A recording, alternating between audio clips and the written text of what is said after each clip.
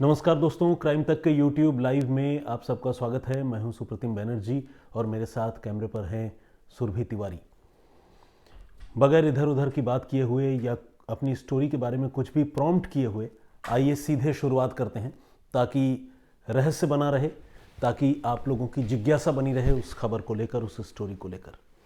ये घटना जो है मुंबई की है और आज से 11 साल पुरानी घटना है, मतलब दिसंबर 2010।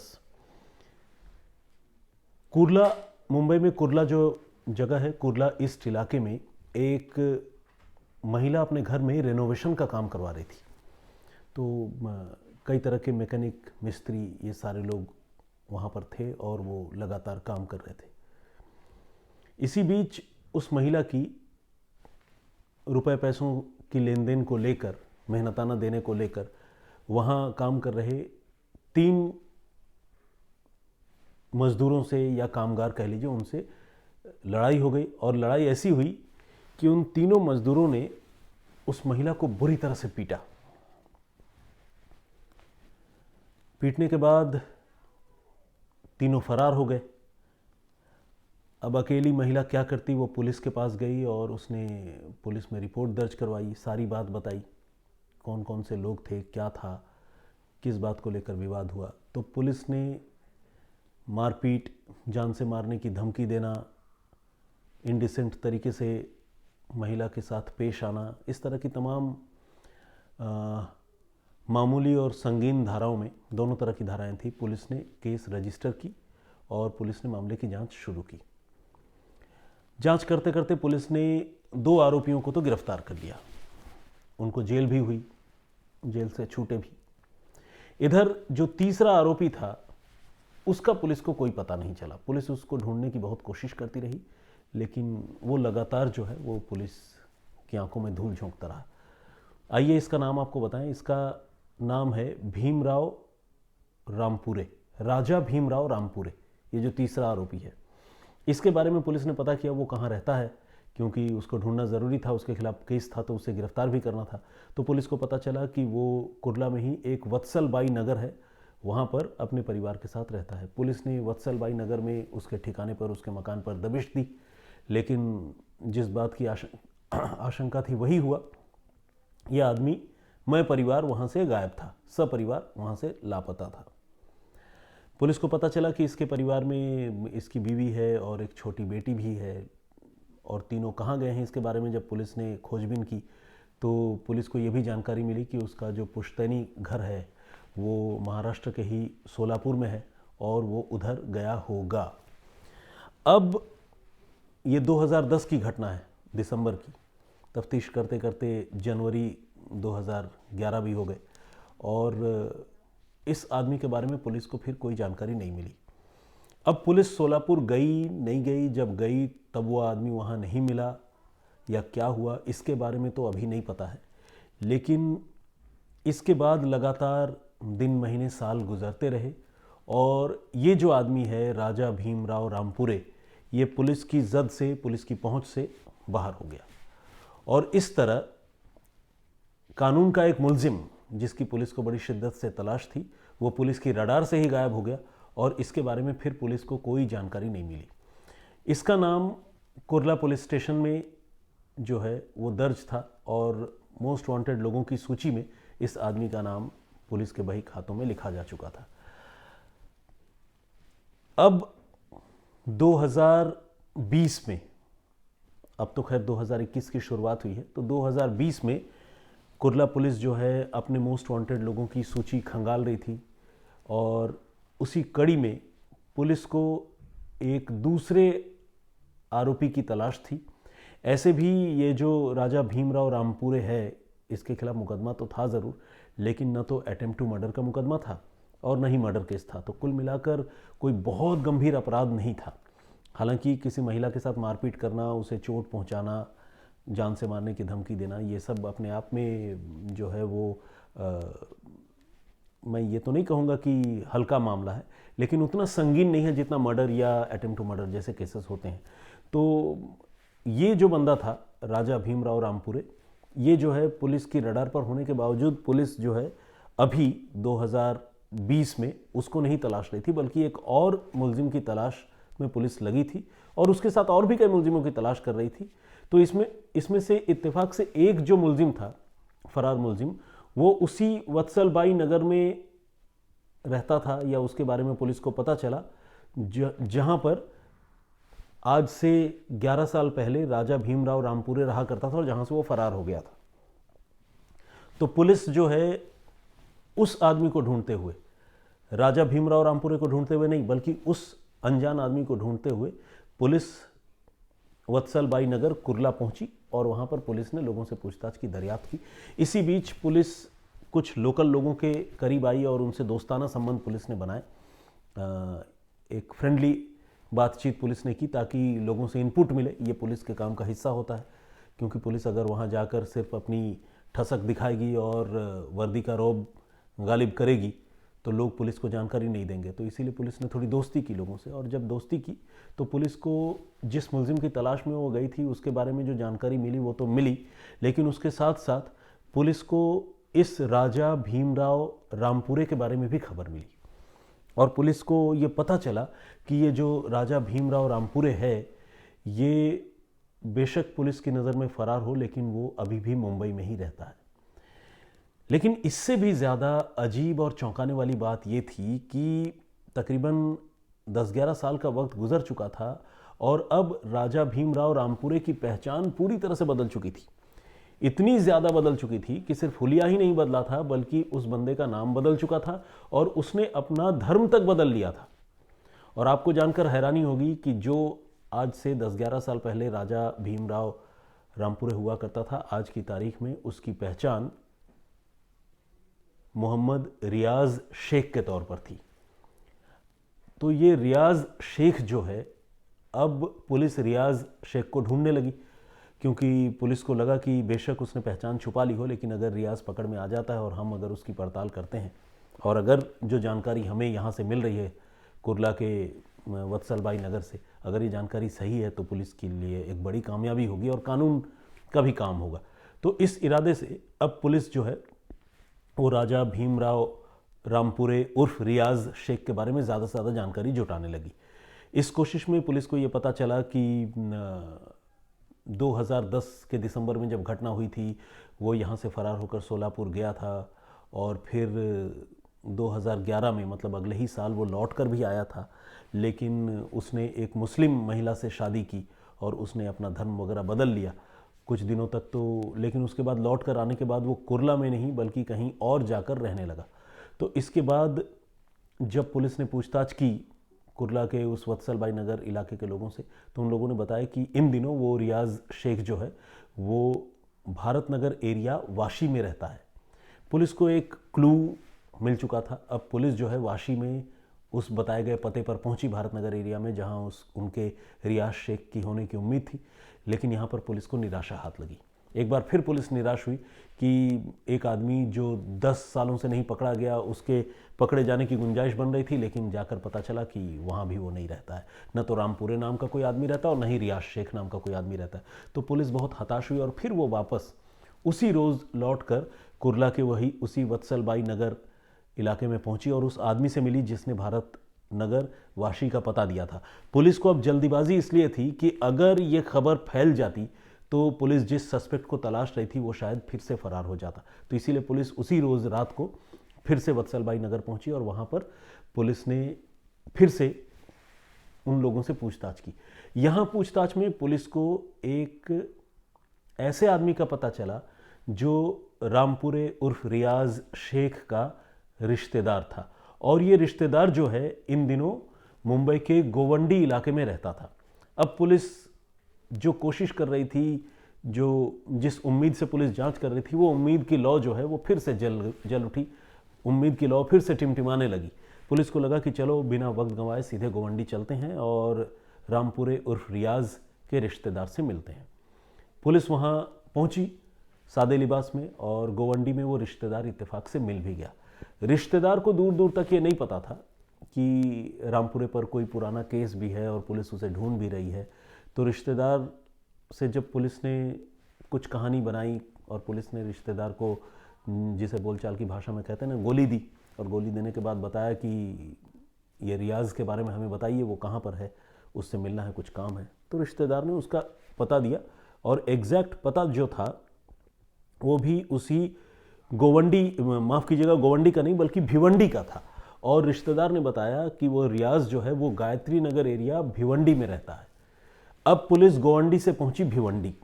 भिवंडी में पुलिस बिल्कुल करीब पहुंच गई, लेकिन यहां पर भी वो रियाज शेख जो है वो पुलिस के हाथों से कुछ देर के लिए समझ लीजिए कि आउट ही था, स्लिप हो गया था।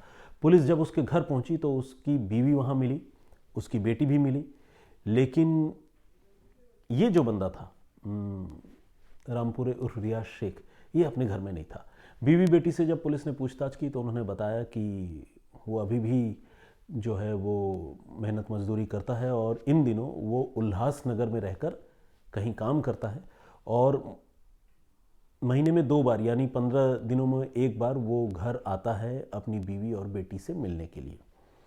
तो यहाँ पर पुलिस ने जो है फिर से एक जाल फेंका और उसकी बीवी और बेटी से ये कहा कि किसी मामले में रियाज शेख को ये बताना। रामपुरे का जिक्र यहाँ पुलिस ने नहीं किया, क्योंकि अगर पुलिस रामपुरे का जिक्र करती तो उसकी बीवी को भी इस बात की भनक लग सकती थी कि उसके पति का कोई पुराना आइडेंटिटी है। पता नहीं अब ये जो बीवी थी ये वही बीवी थी या दूसरी बीवी थी, इसके बारे में भी अभी पता चलना बाकी था। लेकिन पुलिस को लगा कि अगर हम रामपुरे बता दें तो हो सकता है कि उसकी बीवी को अगर ये कहानी पता हो तो उसकी बीवी जो है अपने पति को पहले ही इन्फॉर्म कर दे। तो इसीलिए पुलिस ने रामपुरे नाम का ही जिक्र नहीं किया, बल्कि पुलिस ने जब देखा कि उसकी बीवी और बेटी जो है वो मुस्लिम है, उनके लिबास से, उनकी बोली से जब पुलिस को लगा, घर देखकर लगा कि ये मुस्लिम परिवार है, तो पुलिस ने उसकी बीवी से ये कहा कि हमें रियाज शेख का कोई बयान दर्ज करवाना है और उसको ये बताना कि वो उल्लासनगर में ही खेमानी रोड पुलिस स्टेशन में पहुंचे। जब इसके बाद पुलिस की टीम वहां से चली गई। थोड़ी देर बाद ये जो रियाज शेख है, इसे नहीं पता था कि 10 साल पुराना कोई मामला जो इस पर है, जिसके चलते उसने अपनी पूरी पहचान बदल ली है, अपना धर्म बदल लिया है, अब वो मामला खुलने वाला है। इसको इस बात का दूर दूर तक कोई अंदाज़ा नहीं था। और जब उल्लासनगर की पुलिस ने इसे बुलाया, कहा कि उल्लासनगर के खेमानी रोड थाने पहुंचो, तो ये उल्लासनगर और कुर्ला वाले उस इंसिडेंट को कनेक्ट भी नहीं कर पाया, क्योंकि इसको लगा कि भाई उल्लासनगर पुलिस बुला रही है तो कोई लोकल मामला होगा, मुझे नहीं पता क्या मामला है, चलो जाके देखते हैं। तो कुछ ऐसा सोचकर रियाज शेख जो है वो उल्लासनगर के खेमानी रोड पुलिस स्टेशन पहुंचा और जैसे ही पुलिस के पास वो पहुंचा, पुलिस ने उसको बोला कि तुम बैठ जाओ। और बिठाने के बाद पुलिस ने उससे कहा कि और रामपुरे कैसे हो। तो जब कहा रामपुरे कैसे हो तो रियाज शेख की आंखें फटी की फटी रह गई। उसे लगा कि अरे ये तो मामला गड़बड़ हो गया, ये तो मेरी 10 साल पुरानी पहचान से मुझे पुकार रहे हैं। अब जो है वो इधर उधर देखने लगा, बगले झांकने लगा और वहाँ से फरार होने की कोशिश की उसने। लेकिन पुलिस तो पुलिस ठहरी, अब इतनी मुश्किल से हाथ आई, मछली को कैसे जाने देते। तो उन्होंने कहा कि अब तुम यहीं बैठो, अब यहाँ से जा नहीं सकते तुम, यू आर अंडर अरेस्ट। और उसको पुलिस ने बताया कि रियाज देखो ऐसा है, हम तुम्हें पिछले 11 सालों से ढूंढ रहे थे, लेकिन तुम लगातार फरार रहे और यहाँ तक कि तुमने अपना पहचान भी बदल लिया, तुमने अपना धर्म बदल लिया और असली तुम्हारा नाम जो है वो रामपुरे है, भीमराव रामपुरे, राजा भीमराव रामपुरे। तो जब पुलिस ने ये बात रियाज शेख से कही तो रियाज ने पहले तो मना किया, कहा कि अरे नहीं साहब, ऐसा हो ही नहीं सकता, आप ये देखो मेरा आधार कार्ड, ये देखो मेरा पैन कार्ड। उसने अपना पैन कार्ड, आधार कार्ड, दूसरे आइडेंटिटी कार्ड सारे दिखाए और वो सारे जो है वो रियाज शेख के नाम से बने हुए थे। लेकिन पुलिस तो पुलिस ठहरी और पुलिस के पास पुख्ता इनपुट, पक्की जानकारी थी।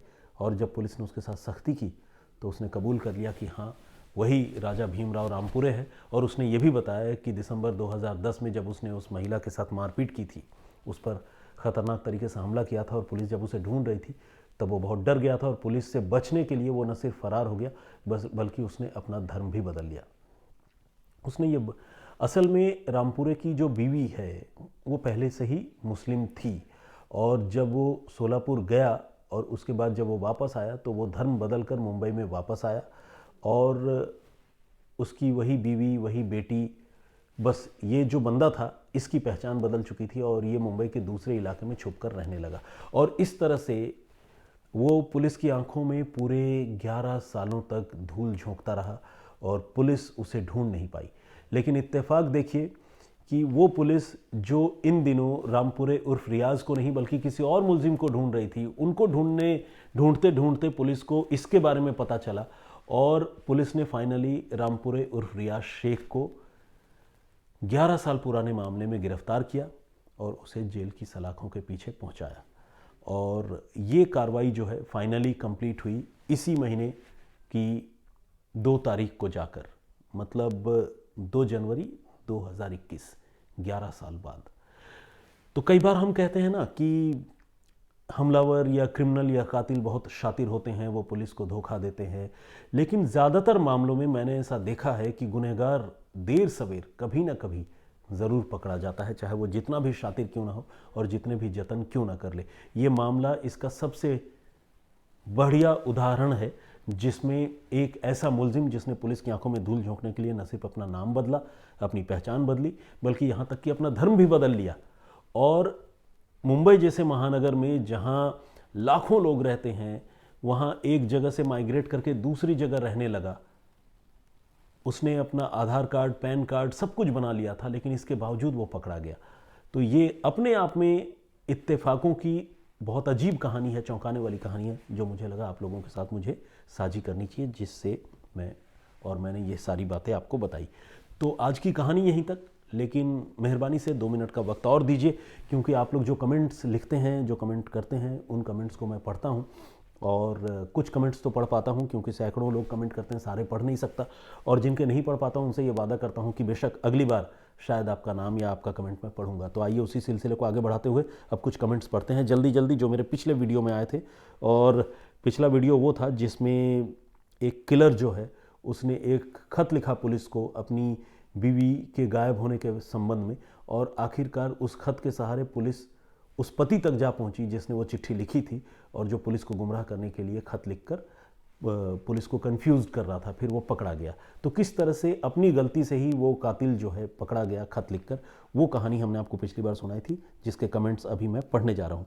तो राहुल कुमार, इन्होंने कमेंट लिखा है कि सर जी सच में आपकी आवाज़ में दम है, वेरी वेरी थैंक्स, उन्होंने लिखा है। थैंक यू राहुल जी, ये कॉम्प्लीमेंट है मेरे लिए। महादेव ये लिख रहे हैं कि वो और उनके जैसे, उन्होंने तो बहुत बड़ा आंकड़ा लिखा है, मेरे ख्याल से 1 लाख लिखा है कि 1 लाख सब्सक्राइबर मेरी वजह से जुड़े हैं, उन्होंने ऐसा मेरे बारे में लिखा है। तो खैर आप ऐसा समझते हैं, ये मेरे लिए बहुत मतलब बहुत बड़ी बात है। मेरा ग्रैटिट्यूड और मेरी विनम्रता और शुभकामनाएं आप स्वीकार कीजिए, थैंक यू वेरी मच।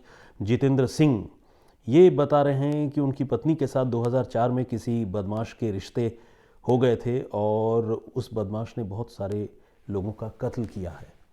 तो कुल मिलाकर जितेंद्र सिंह जो है, उनका कहना है कि उनकी पत्नी बेवफा है और बेवफा पत्नी ने किसी क्रिमिनल के साथ जो है वो रिलेशनशिप में है। अभिनव दीक्षित, उन्होंने लिखा है कि वो कुछ जानकारी दे रहे हैं और उस जानकारी, वो रामपुर तहसील अलीगंज जनपद एटा का निवासी हूँ, और ये बता रहे हैं कि उनके गांव में गुप्तकालीन मंदिर है जिस पर कुछ अराजक तत्वों ने कब्जा करके उस पर अवैध मकान बना लिया है, और इस चैनल के ज़रिए वो उस मंदिर के बारे में लोगों को बताएं, हम मतलब लोगों को बताएं, उनका ये कहना है। और उन्होंने ये भी लिखा है कि उनके पास तमाम सबूत हैं। तो उनकी ये छोटी सी कोशिश ज़रूर है। और अभिनव दीक्षित जी, हम अभी कमेंट्स पढ़ते हुए वो पूरी की पूरी कहानी, वो पूरा का पूरा डिटेल तो अपने सारे दर्शकों को नहीं सुना सकते, लेकिन जो नटशेल है वो हमने आपको बता ही दी। उनके गांव में एक पौराणिक महत्व का मंदिर है और उस मंदिर पर लोगों ने कब्जा कर लिया है और वो उस मंदिर को मुक्त करवाना चाहते हैं। तो मेरे हिसाब से आपकी कोशिश अच्छी है, आपको पुरातत्व विभाग के अधिकारियों से संपर्क करना चाहिए, और अगर लोकल लेवल पर सुनवाई नहीं हो रही है तो दिल्ली में या फिर जो नेशनल हेडक्वार्टर है आर्कियोलॉजिकल सर्वे ऑफ इंडिया का, आर्कियोलॉजिकल डिपार्टमेंट ऑफ इंडिया का, आप उनसे कांटेक्ट करने की कोशिश कीजिए। ये मेरी राय और ये मेरा सुझाव है आपके लिए। रमन सिंह लिखते हैं जय हिंद बंधु, हैप्पी न्यू ईयर भी उन्होंने लिखा है। सतीश सिंह का भी कमेंट है, वेलकम बैक। सुनीता धर, आवर जुडिशियरी इज़ वीक, उन्होंने लिखा है। और सुनीता जी ने कहा है कि वीडियो में मैं एपिसोड नंबर लिखा करूं। बहुत सारे लोगों ने ये बात कही है, लेकिन मैं एपिसोड नंबर इसलिए नहीं लिखता हूं क्योंकि आप जानते हैं कि मैं रेगुलर जो है आप लोगों के सामने हाजिर नहीं हो पाता हूं। तो और कई बार लोकेंद्र जी भी आते हैं, पहले मैं और लोकेंद्र जी जॉइंटली एपिसोड्स किया करते थे। तो कुछ इस तरह का सिलसिला शुरू से चलता रहा है कि जैसे शम्स सर की कहानी जो है वो स्मूथ नॉन स्टॉप, जब से क्राइम तक में उन्होंने कहानी सुनाने की शुरुआत की, जैसी चली आ रही है। मेरे साथ समझ लीजिए कि इत्तेफाक से वो संभव नहीं हुआ, तो इसीलिए हमने भी स्टोरी की नंबरिंग करनी छोड़ दी। बिना नंबर, बेहिसाब, बिना गिनती के देखिए, यही मेरे ख्याल से ठीक रहेगा अब आगे भी। सुनीता जी ने उस घटना को लेकर भी कमेंट किया है कि कैसे कोई आदमी जो है अपनी बीवी की हत्या कर सकता है और उसके टुकड़े टुकड़े कर सकता है। MV के नाम से एक आईडी है, उन्होंने लिखा है, सर अच्छा लगा आपको देखकर, happy new year to you and all crime Tak's viewers. Ranveer Kali Ravan anyway हो सकता है मैं ठीक से प्रोनाउंस नहीं कर पा रहा हूँ, लेकिन फर्स्ट नेम रणवीर है और उन्होंने मुबारकबाद दी है, जय हिंद लिखा है, thank you very much. Shripad Abhyankar ji, नमस्ते जी, आई एम फ्रॉम पुणे, उन्होंने लिखा है। Anjali Singh singer missing Shams Tahir Khan sir. तो अंजलि जी, आप शम्स ताहिर खान साहब को क्यों मिस कर रही हैं? वो तो लगातार आते हैं, डेली आते हैं, क्राइम तक पर स्टोरी सुनाते हैं। प्लीज़ उनके वीडियोज़ ज़रूर देखिए आप। अमन के जी वो लिख रहे हैं कि your voice is crystal clear, I didn't like the previous person who making sounds irresistible noise by his nose. Anyway, मतलब आपने मेरे लिए जो कॉम्प्लीमेंट दिए हैं उसके लिए मैं बहुत शुक्रगुजार हूँ, लेकिन आपने बाकी किसके लिए ये राय लिखी है, मैं ऑब्वियसली मतलब उस राय को जहाँ तक मैंने पढ़ा उसको वहीं तक मैं छोड़ना चाहूँगा। आगे बढ़ते हैं।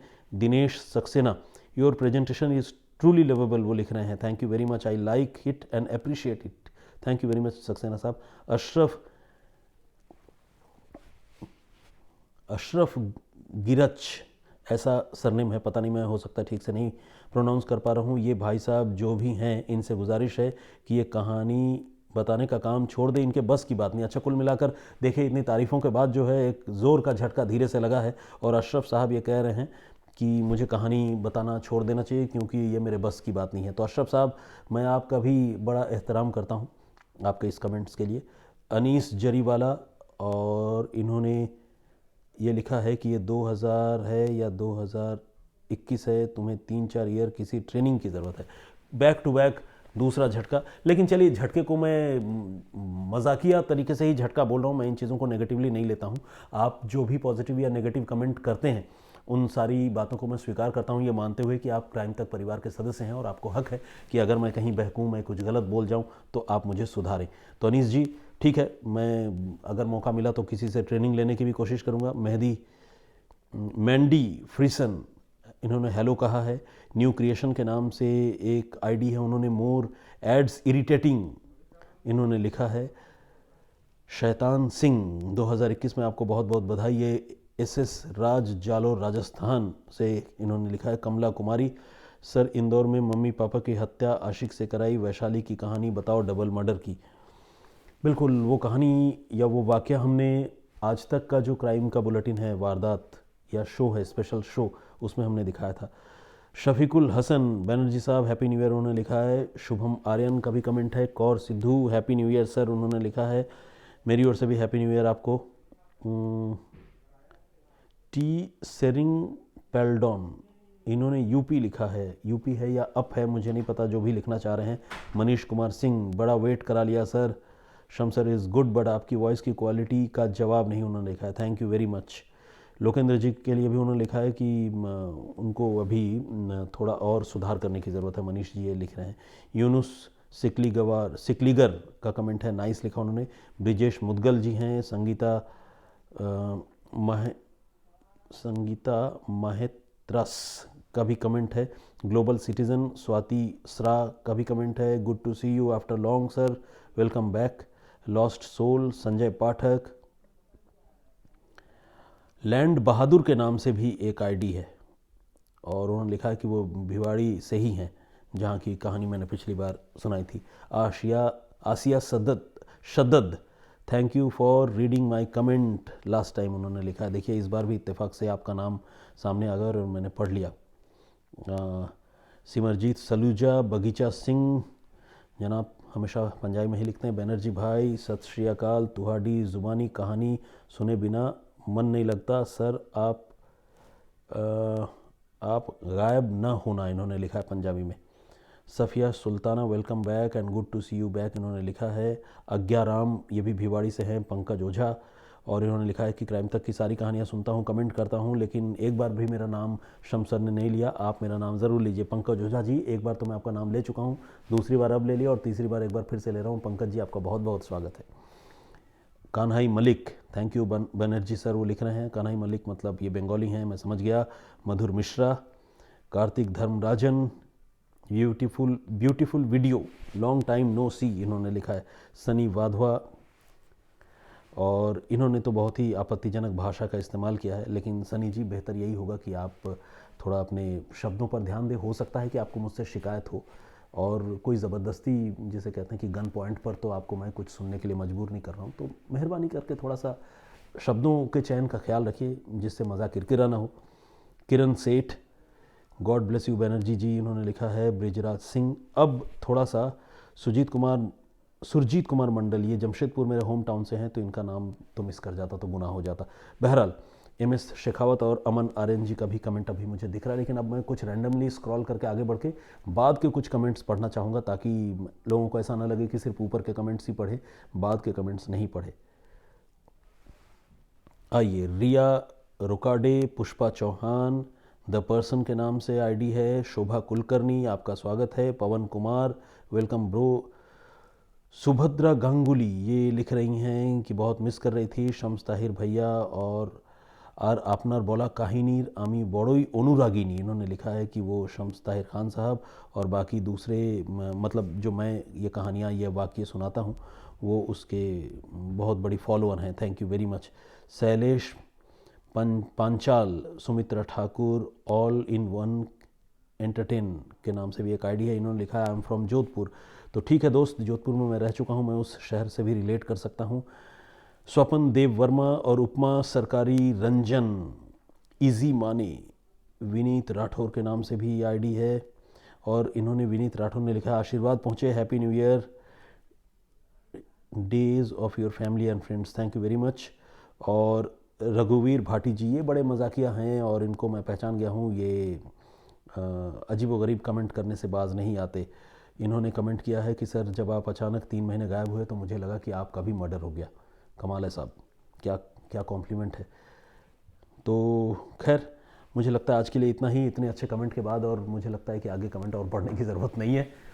अब इस वीडियो पर ज़रूर अपनी राय, अपनी बात, अपना कमेंट कीजिएगा, और मैं कोशिश करूंगा कि अगली बार जब भी मैं आप सबके सामने हाजिर हूं तो मैं कुछ कमेंट्स फिर से पढूं, और आप लोगों से यूं ही 2 वे कम्युनिकेशन जो हमारा बना हुआ है वो आगे भी चलता रहे। तो फिलहाल मुझे और सुरभि को इजाज़त दीजिए। बहुत खुश रहिए, सुरक्षित रहिए। जय हिंद, जय भारत।